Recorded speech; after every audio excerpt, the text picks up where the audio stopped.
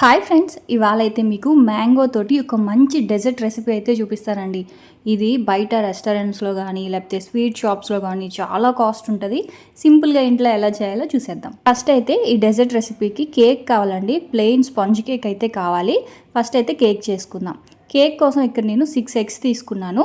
2 cups పిండికి, 2 cups అంటే half KG అనమాట.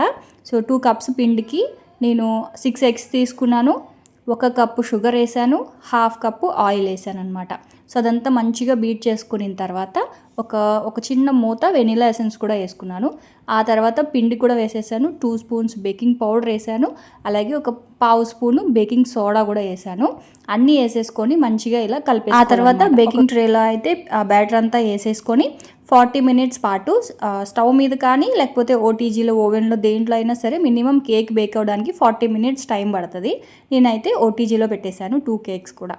ఆ తర్వాత ఒక హాఫ్ లీటర్ పాలని బాగా మరిగించి అందులో ఒక 2 స్పూన్స్ కస్టర్డ్ పౌడర్ని మిక్స్ చేయండి. తర్వాత రుచికి సరిపడా షుగర్ కూడా వేయండి. సో ఆ కస్టర్డ్ మిల్క్ని ఫ్రిడ్జ్లో పెట్టేయండి. అది బాగా చల్లారిన తర్వాత దాంట్లో మ్యాంగో కూడా వేసేసుకొని ఇలా మ్యాంగో మిల్క్ షేక్ లాగా చేసేసుకోవాలన్నమాట. మొత్తం తీయగా ఉన్న మ్యాంగోస్ తీసుకోండి, బాగుంటుంది. ఇప్పుడు దీన్ని కూడా ఫ్రిడ్జ్లో పెట్టేసుకోండి. కేక్ అయితే అయిపోయింది. దీన్ని కంప్లీట్గా రూమ్ టెంపరేచర్లోకి వచ్చేయాలన్నమాట. వేడిగా ఉన్నప్పుడు కాదు, కేక్ అనేది బాగా చల్లగా ఉండాలి. ఆ తర్వాత ఇలా చిన్న చిన్న పీసెస్ లాగా కట్ చేసేసుకొని ఏదైనా ఒక బాక్స్ తీసుకొని దాంట్లో ఇలా మంచిగా ఈవెన్గా ఇలాగ అన్నీ కూడా అరేంజ్ చేసేసుకొని దాని మీద మనం చేసి పెట్టుకున్న కస్టర్డ్ మిల్క్ ఉంది కదా, మ్యాంగో కస్టర్డ్ మిల్క్, అదంతా కూడా పైన వేసేసి ఆ పైన మ్యాంగో ముక్కలు, కొంచెం డ్రై ఫ్రూట్స్ వేసేసి మీరు కావాలి అనుకుంటే కొంచెం ఫ్రెష్ క్రీము, ఐస్ క్రీమ్ కూడా పెట్టుకోండి. చాలా బాగుంటుంది. రెసిపీ నచ్చితే సబ్స్క్రైబ్ చేసుకోండి.